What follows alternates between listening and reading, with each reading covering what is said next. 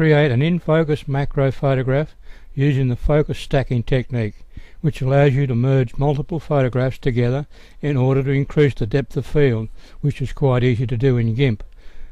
A tripod is very important in this case. You focus on the subject. In this case I use the winder. I take the first photograph, focus on the next part of the watch, and take the second photograph, and then on the last photograph I focus on the bottom of the rim of the watch. And we've got all our photographs, we pack up and then take them into GIMP.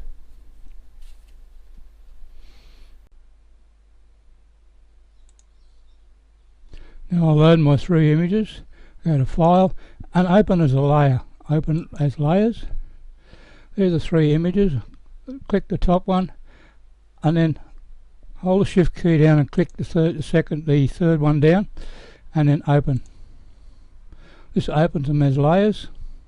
If you open them separately it puts them in different windows. It's what we don't want.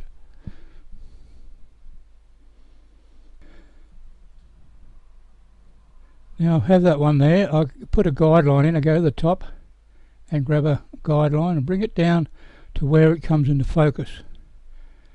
Turn the eye off,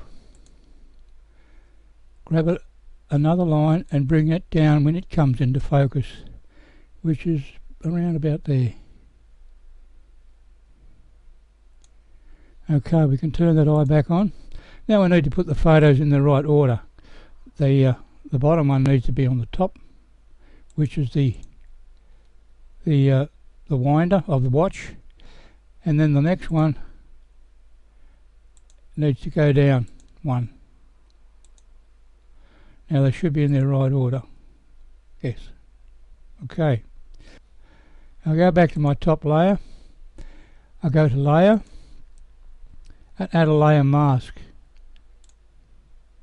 Now white full opacity, add. I've chosen a fuzzy brush. I've got my brush tool and the reasonable size. Now I brush over the top of this to reveal the focus underneath on that other image. This is what they call photo stacking, and this is where it can be useful in a sports close-up type of photography, because the rest of it's out of focus. So we've got that one. Now I'll right click the top the layer and just merge down. That brings it down onto the other layer. I'll go to Layers, Mask, and add a layer mask. White full opacity once again. Now I work on the bottom half. Now I know where my colours are, or the brush, and I'll just bring that into focus now by using that mask idea. That's why the lines are there, so you don't go too far into the other and blur it all out again, because the other part is still blurred in this bottom half of the image. You just clean up all around there and all around your watch down the bottom. Bring it all into focus. Now I can go and enlarge my brush and brighten up the felt. You need to be reasonably careful, just to because if you go too far up you start to blur the other image on the top. So we're bringing the bottom image into view by using this layer mask.